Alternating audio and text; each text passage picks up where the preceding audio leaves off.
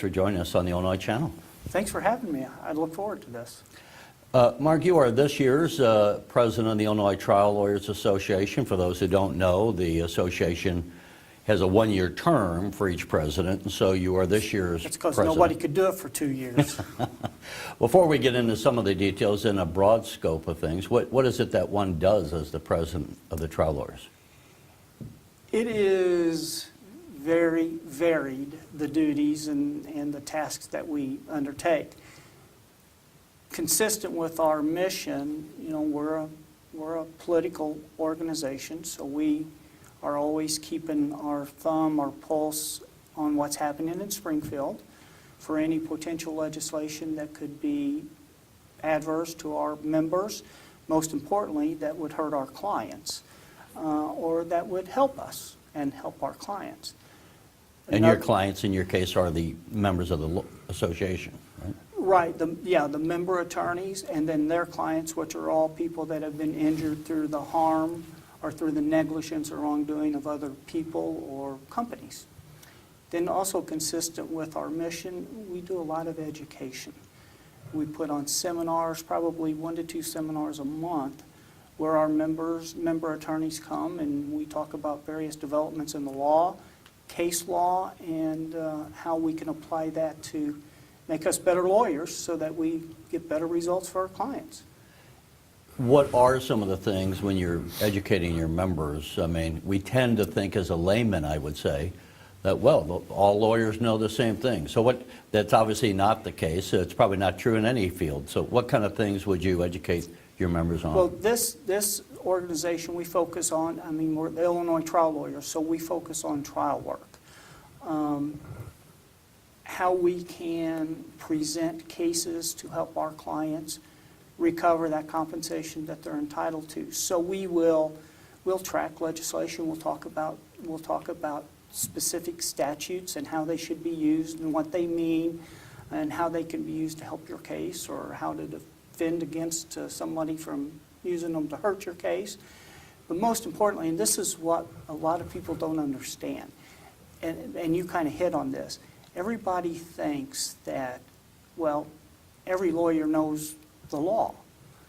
My parents, my family, 30 years ago when I became a lawyer, they would call me with these quirky issues. Well, what about this? And I say, I don't know, I've got to look it up.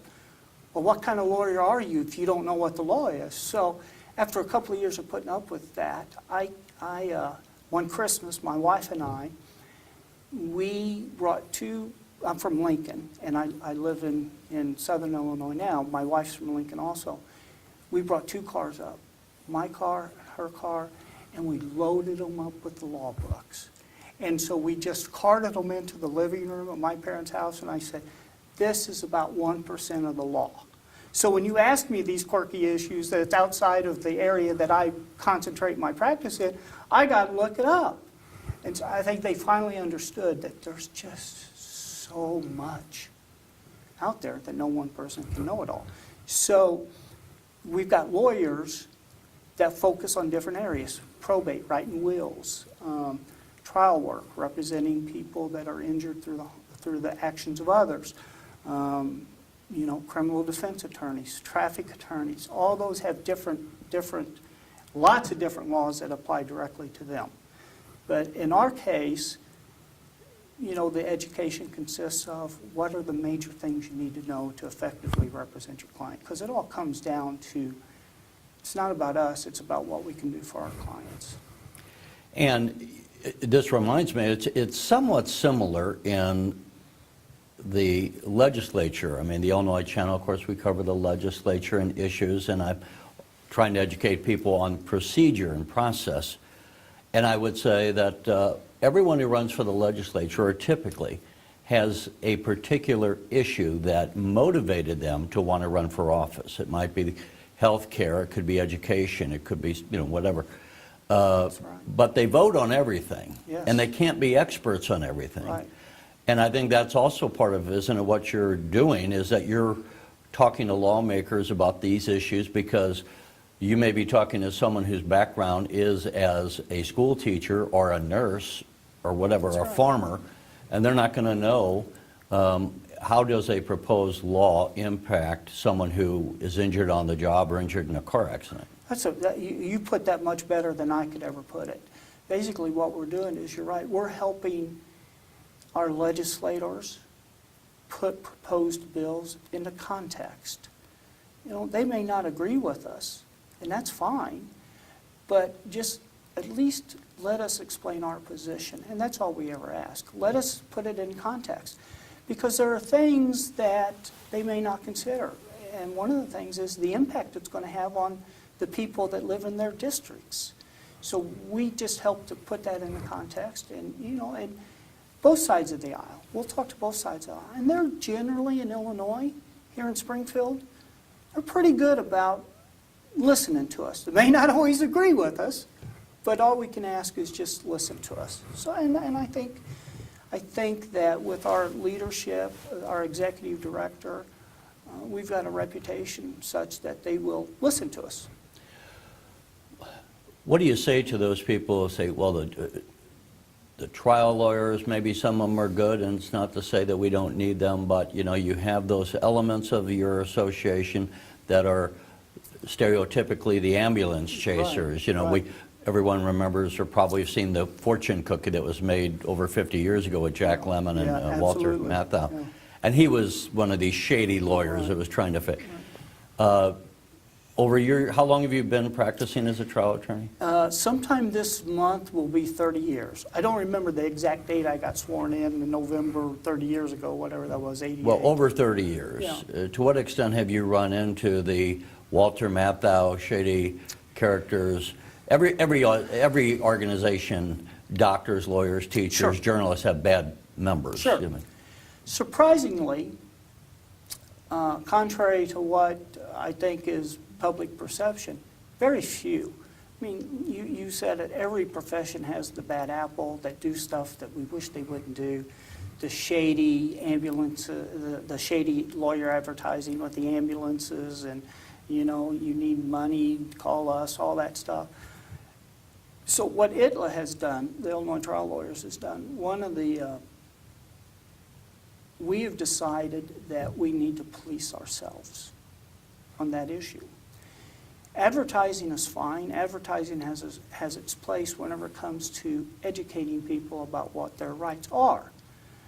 But these outlandish, garish commercials, that just puts everybody in a bad light. And then when the real trial lawyers have to step in front of a jury and try a case, we've got to battle that perception. And so we've got guidelines. We can't say it's a policy or that it's a rule and that they must comply with it.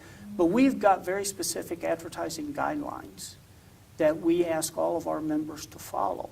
They're a little bit more stringent than even what the Illinois Code of Ethics calls for. That's an important issue to us. How do you police this? You say, I mean, you're trying to police yourself. Do you call someone up and say, hey, your advertising is kind of over the top? We have done that. And do they tell you to go take a hike, or do they listen? They do sometimes. Sometimes they say, well, we didn't realize it. So that's part of just bringing them into line with what we have, what our expectations are. But some of them, you know, it just comes down to they make so much money from it, and they drive business to their firms that they're not going to change. So we just got to deal with that. So we've got to learn how to counteract that when we're in front of a jury. The real trial lawyers are out trying cases. Let's go a little bit into the business model of trial lawyers. So if I've been injured on the job, in a car accident, whatever it might be, and I come to you, but you know, I'm a minimum wage worker. Maybe I work at Walmart or something. I shouldn't. Sure. I don't want to use that. I work someplace and I'm not necessarily making $100,000. Let's say it that way. I don't have the money to pay you. So what's the business model? Well, and this is one of where our opponents attack us. We operate under what's called a contingency fee contract. Okay? What that means is somebody that doesn't have the means to hire a high-powered lawyer and pay them on an hourly basis or pay a big retainer, they agree for us to represent them and be their advocates and be their voice. They will pay us a percentage of the recovery. We front those expenses. We get them paid back when there's a recovery at the end. But what that does is it helps the little guy have an equal voice in the courtroom. They can counteract these big corporate monoliths, throwing hundreds of thousands of dollars at them to defend a case. We help give, and what I like to think, this is my passion, we give the little guy a voice in the courtroom. We level the playing field for them. If we made them pay by the hour, there's no way they could do that. And what is there a standard amount of money that the lawyer takes of the recovery? An industry standard? There is a standard nationwide, and it's 33 1/3%. So a third. So a third, yes. But might somebody say, I'll do it for half? Or, I mean, is it up to the attorney, or is it? It's a straight-up contract situation. Some of your more savvy clients may negotiate your fee downward. Depending upon how much money might be recovered, I guess, too. Yeah, many different. When someone has a claim and they come to, I don't want to make it about you, but you Sure. as an example, or any trial attorney, what's your experience? How much, we say the Illinois trial lawyers, but how many of these cases actually go to trial versus people settle? Very few go to trial. Probably the national average, I think 3 to 4% actually make their way to a trial in front of a jury where there was a decision rendered. It's getting even more difficult now to do it because there are less cases being filed. In Cook County, for instance, since 2007, 2009, the number of filings have dropped by over 20%. And what accounts for that? Well, I think that And by filing, what do you mean? Just that you just took... filing the lawsuit, Okay. just actually filing the lawsuit. I don't know what the reason is for that, other than I think that we do a very good job of monitoring and investigating our lawsuits, because these are very expensive things to pursue. And you know, the big drumbeat against us is, well, you file all these frivolous lawsuits. That's why we need tort reform. But the fact of the matter is, there aren't very many frivolous lawsuits filed. Again, bad apples in every profession, and they do that. But our system is designed to weed those out. There are various pretrial motions that are heard, and the cases without merit are thrown out. But the whole... Well, not always, though, right? No. I mean, I think let pretty me- much. I'll- There are exceptions that get through, but... Well, I I'll was cut going to you say, off. I mean, I don't want to make this at all about me, but I had one experience just to offer. I was actually in St. Louis, so it didn't, no Illinois lawyers were involved. But it was a snowy day, and people in front of me started spinning out on the highway. Sure. I turned to avoid them right in front of me, and my car started spinning out. So no one had control of their... Right.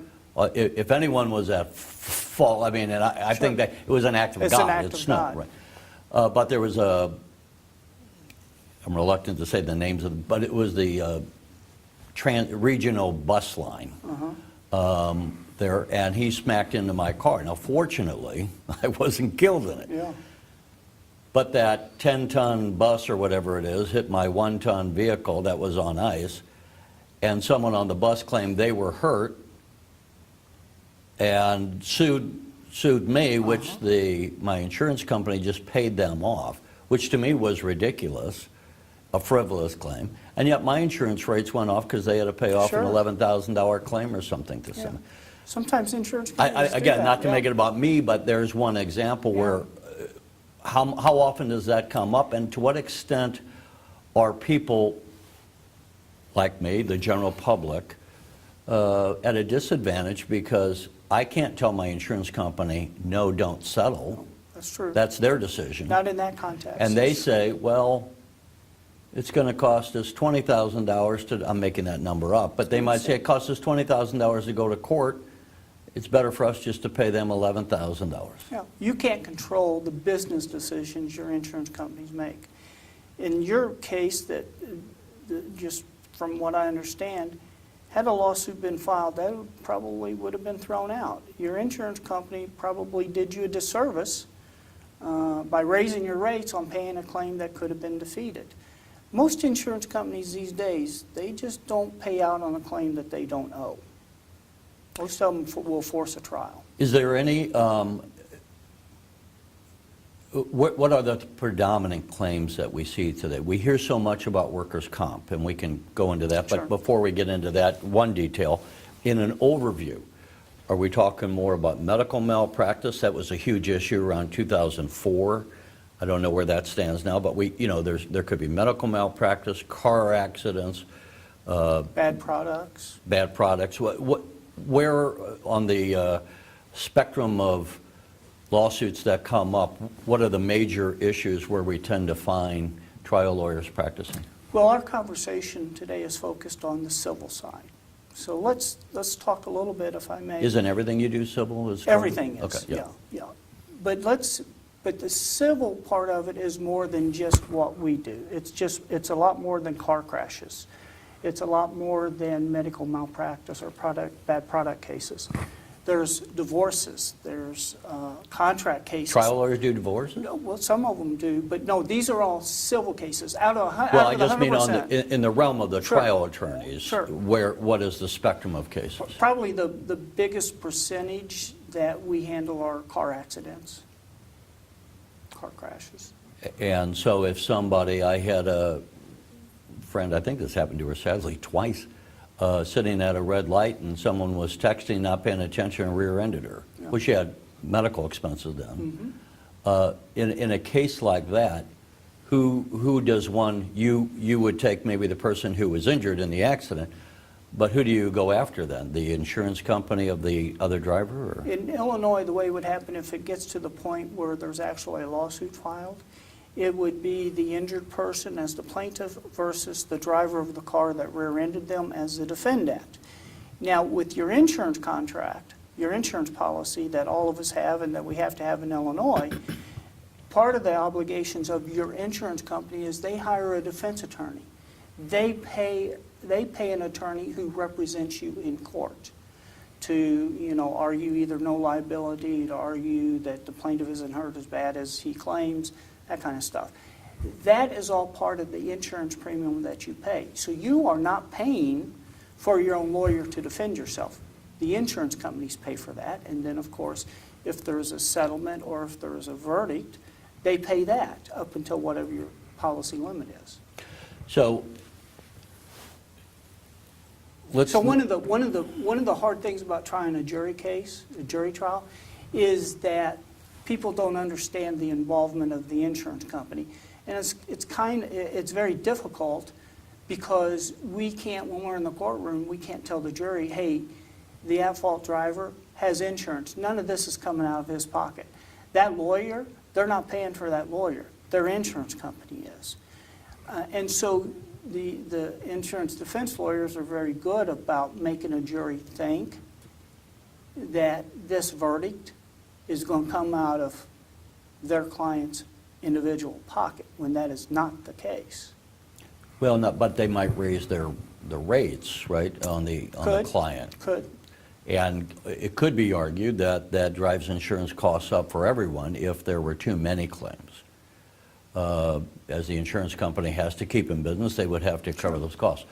On that aspect of it, over the last 30 years, has business been fairly, have the lawsuits, have the claims, has it been fairly standard? Has there been a spike in any particular field? How has the industry changed over 30 years? There certainly has not been a spike in filings or an uptick in the number of claims being made.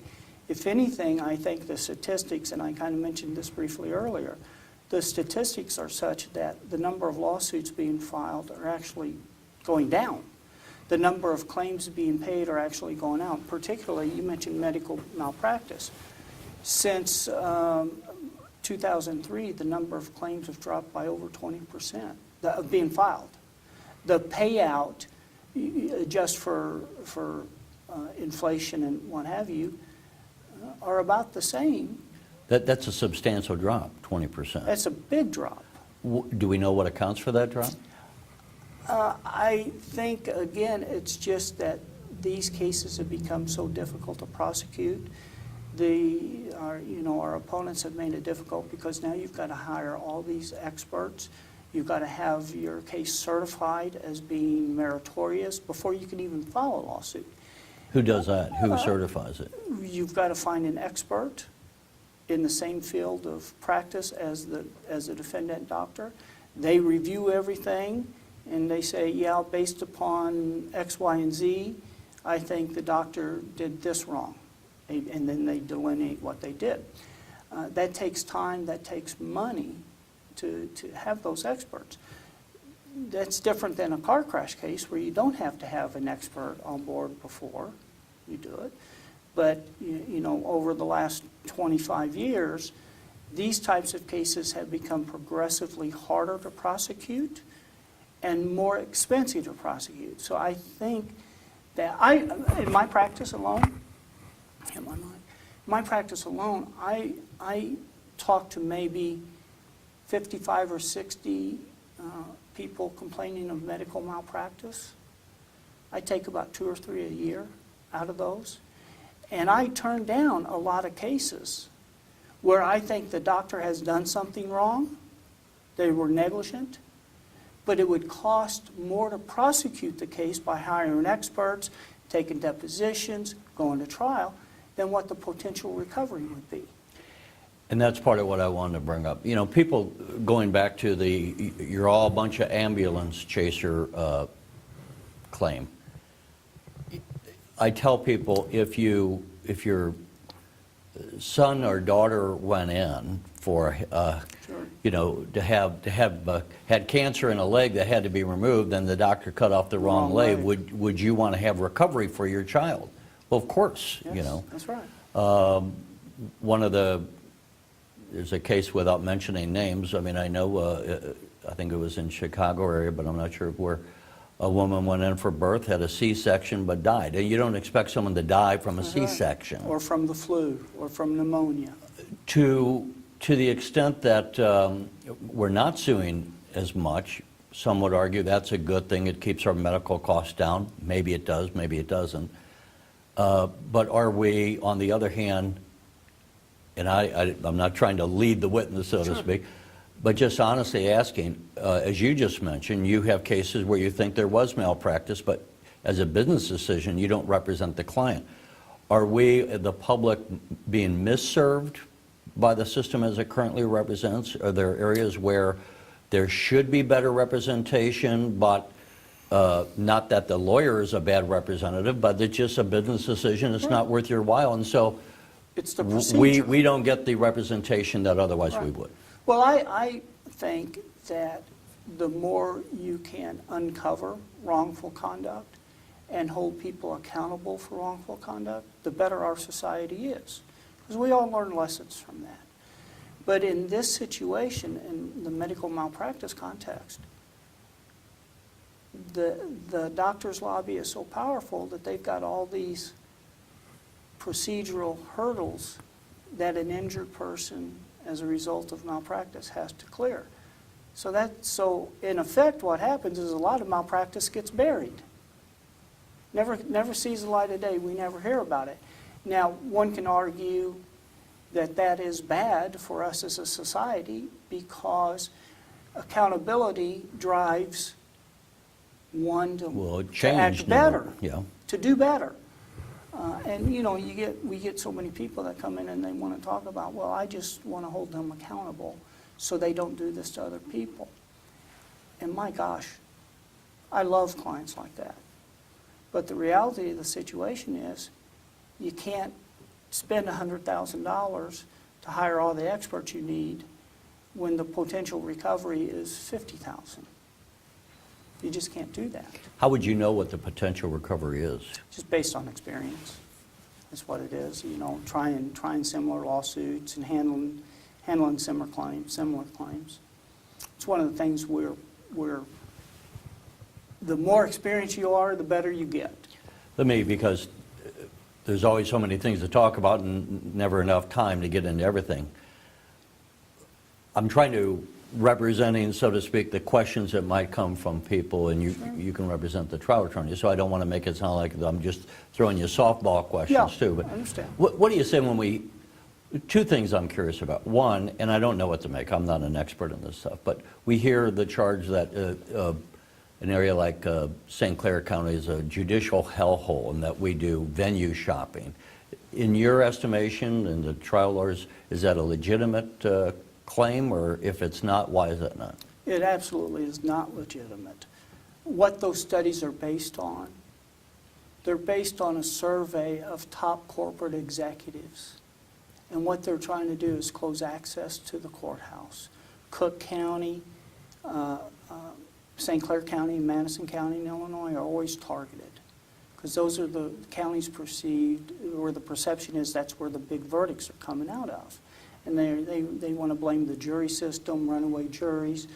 But in reality, what it is they're just being held accountable for their wrongdoing. Why do we say St. Clair County as compared to Jefferson County or some other county? It's because, St. Clair County and Madison County, the asbestos docket, Cook County, just the sheer number of filings, where there Are those, more by the way, cases are being asbestos tried. dockets, are those from around the country or just in Illinois?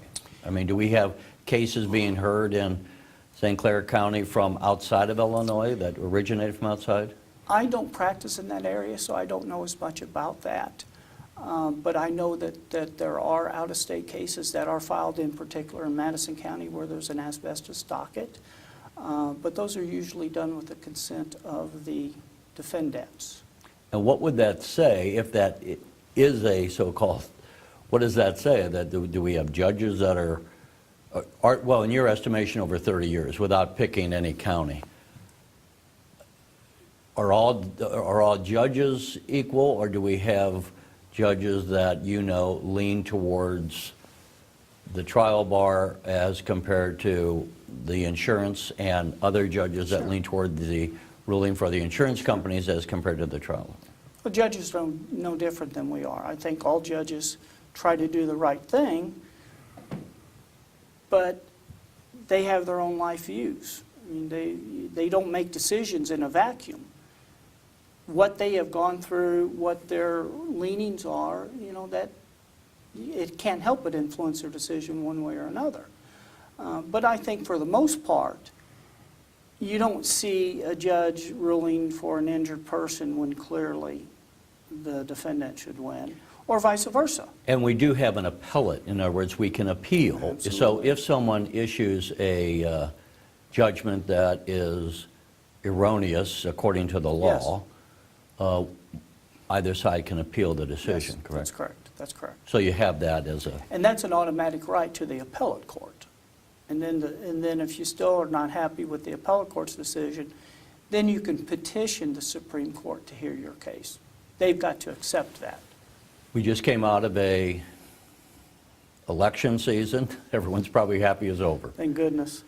When we look at trial bars around the nation, they almost are maybe 100% giving predominantly to Democratic candidates.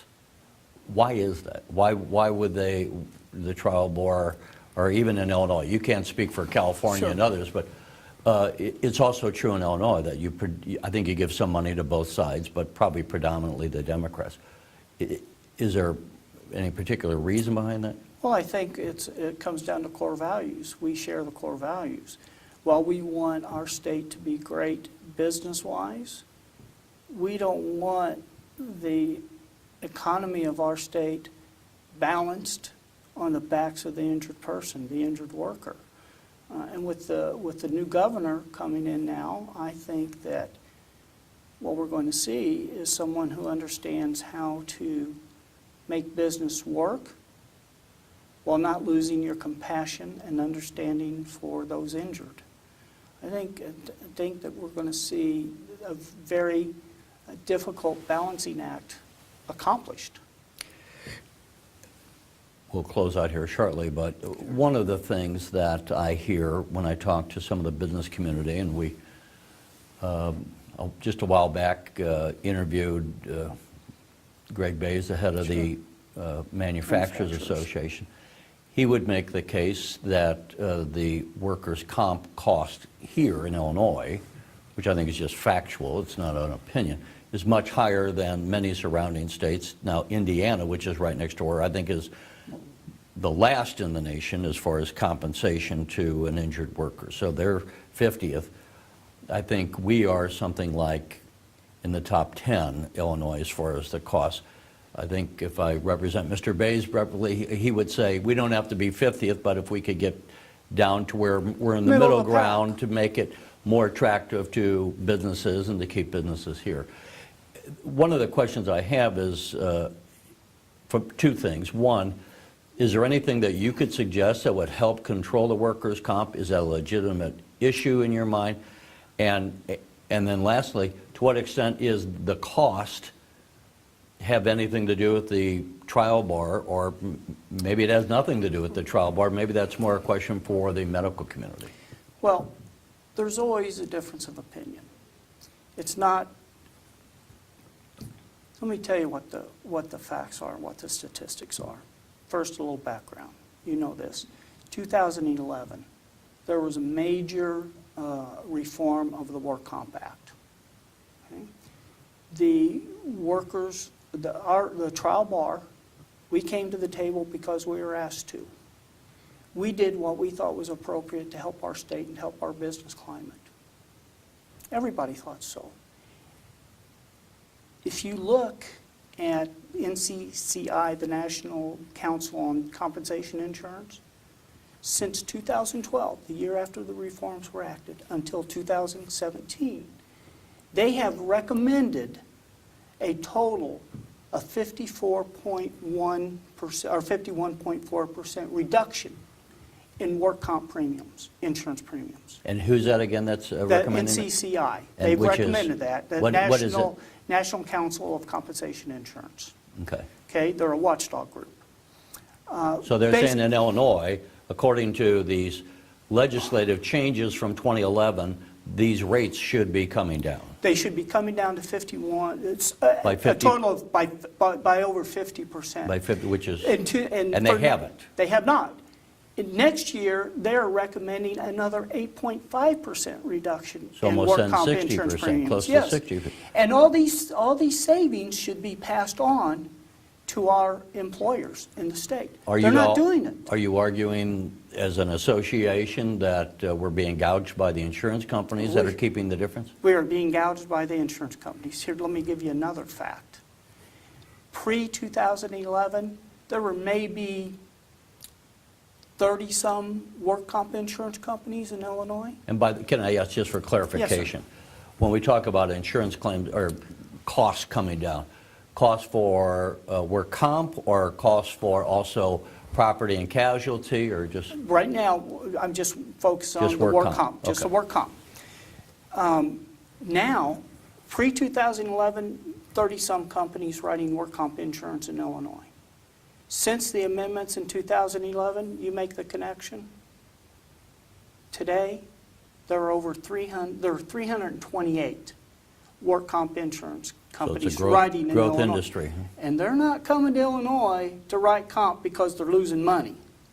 They have saved, getting back to the insurance reduction, the premium reduction, had the comp industry, the insurance industry, followed those recommendations from NCCI, our businesses in the state of Illinois would have saved over $2 billion in insurance premiums. Okay? Is there no mechanism to trigger reductions? In 2011, one of the things that we did was we tried to enact insurance reform so that there had to be more transparency in premium charging. They just don't comply with it. You know, they just ignore it and nothing's happening to them. So to the extent that any reform is needed for any insurance, work comp in particular, we need insurance reform. They have made over $2 billion in profits just in the last 2 years, the insurance industry. They don't want to talk about that. They don't want to talk about that. In the work comp area? In the work comp area, okay? Our benefits, now let's talk about the other cost, benefits paid out. Since that same time frame, the benefits paid out to the injured worker under the comp system have dropped over 12%. Now, both Governor Rauner and Mr. Bays are talking about, we don't want to be at the top of the cost. We don't have to be number 50. Well, I guess they haven't seen the 2018 Oregon study, where they have, and Illinois was ranked 8th in terms of cost. Total cost, yeah. Total cost. Out of 50 states. Yeah, right now, we're number 22 according to the study. That's middle of the pack. We're right where they want. We just have to give, we had to give those 2011 reforms a chance to take effect. They're taking effect now. There should be more savings passed on to our employers, to our companies, to our businesses than what there is now. And then they want to talk about work comp costs, drive business away. There are studies that say that the cost of legal claims, work comp claims, they don't even hit the top 50 concerns of businesses when they're considering where to locate. And in fact, one of the studies shows that Illinois is ranked as the 8th best state in the union, business climate-wise. Indiana's 19th, Missouri is 9th. All of our sister states are much lower than we are. So the facts don't merit, or they don't support what the other side is claiming about how we need tort reform. We've had work comp reform. It has taken effect. We can't help it if the insurance industry isn't passing on the savings to the employer. When you talk to part of the trial bar is to be a lobbying organization. Every group has, you know, by the way, lobbyists have a bad name. They shouldn't. I mean, often because, Sure. as we started off saying, you might be a school teacher. What do you know about growing corn? So you need to hear from those who are experts in agriculture, Right. Education. et cetera, et cetera. When you talk to lawmakers about saying, hey, just what you've told us, it's the insurance guys that are doing the gouging, not the trial bar. To what extent are you getting a receptive ear, or are you getting pushback? I think the reception is gaining much more traction. I think we're starting to see the results of the sacrifices that the injured worker made in 2011 on the work comp. Because you're not going to see an immediate effect, but now that we're 5 or 6 years past that, and we're starting to see those statistics roll in, or enough data to where we can make conclusions, I don't think we're going to see that reform, but hopefully. And this is an issue that always confuses me. This is an issue that we, the trial bar, and business, we should be on the same side. We should be together in Springfield talking to our legislators. We need insurance reform. We have done our parts to make this a better system. We, the trial bar. We, the trial bar, and we, the business community. The insurance company has used that as a boon to their profits. That should not be the case. Before we close out, just more of a broad thing. Are there any reforms or anything else that you're focused on now? Or, as I often say, if I gave you a magic wand to have your way, what changes, if anything, would you like to see? I think right now, we haven't decided yet on what our legislative agenda will be. For the spring session? For the spring session. And we probably won't decide that till after everybody is seated and the new session starts, sometime in January. But It's going to be a more democratic legislature than it has been. It was already predominantly controlled by the Democrats, now even more so, and now you have a governor that Right. one would think is probably going to be amenable to your, the trial bar's argumentation, at least, where Mr. Rauner was not. well, we'll at least be able to express our views. And again, we don't expect anybody to agree with us just because we're the trial bar. Right. All we need is if you give us a chance to put our side out there, to tell you how decisions can impact our citizens of this state, the ones that are hurt, then I like our chances. I like our chances. The other thing that we need to always remember is the more that we cut off rights and the more that we cut off access to the courts for those injured people that need access to the courts, the more we reduce a corporation's accountability for their wrongful conduct. How it really affects us is not the cost, like you mentioned before, it's not really the cost of insurance hikes. What the cost is, these people, because we're dealing with so many catastrophic injuries, where they're losing jobs and they can't go back to work. But they've got to pay for bills. They've got to be able to live. So they turn to the public aid rolls. Medicaid pays that. And that costs us, that's where the real cost to us is.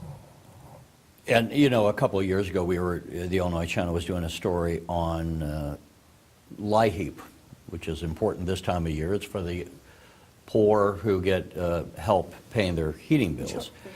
There was a winterization where they were going into the homes of people who were low income and updating the windows and updating the insulation in the roof and all, in the ceiling.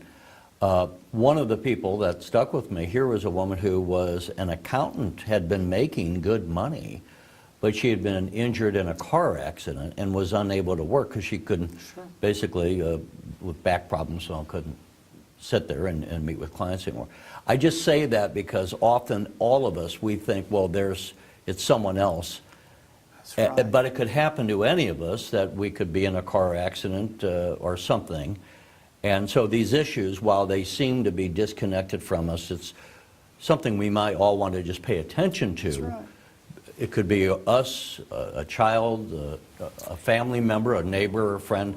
And we all want people to be basically treated right. We don't want someone to be gouged. We don't want someone to be, taken advantage of if they're injured and not getting some kind of just compensation. Most of my clients, and I think this is true with all trial attorneys throughout the state, they just want to be treated fairly. And you know what? Here's a sad situation. I maybe ought not say this. Maybe I ought to be thankful for this.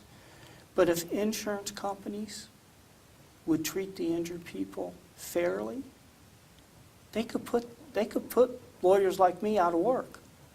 Because they don't come in thinking, oh my gosh, I've hit the lottery. I'm going to never have to work again. I get to retire. They just want to be treated fairly. They don't want to come out in the hole because they owe more medical bills or they've lost wages. You know, that's all they want. Be treated fairly. Let me do one last question, which I should have asked earlier. And last year, when we interviewed the president, it was Mr. Scanlon from Chicago. Sure. You, on the other hand, are deep southern Illinois. Yes. I'm barely still in the state of Marion. So we say the law is the law, but to what extent is practicing the law different from a Chicago to a Marion? You haven't practiced in Chicago, but is there a difference geographically in some form or fashion? There certainly is. A lot of people don't understand or don't realize Illinois is a huge state. Believe me, it may not be wide, but it's long. It's long. From Marion, Illinois to Chicago, that's about a 5-hour drive. I could be in Nashville, Tennessee in 3 hours, St. Louis, Missouri in an hour.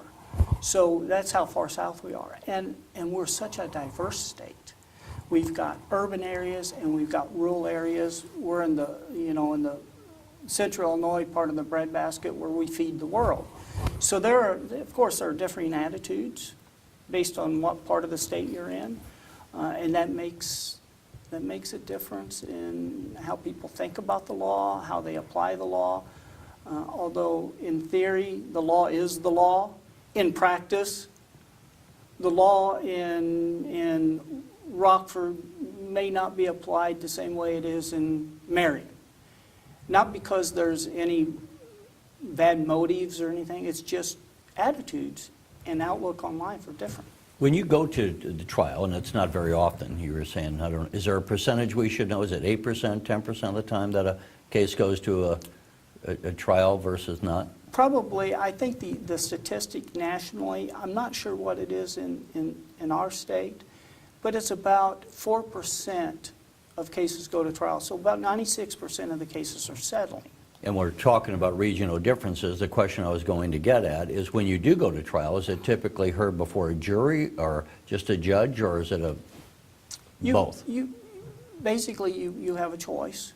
Most of us always have a jury because we want peers from our community coming in and being our judges, okay?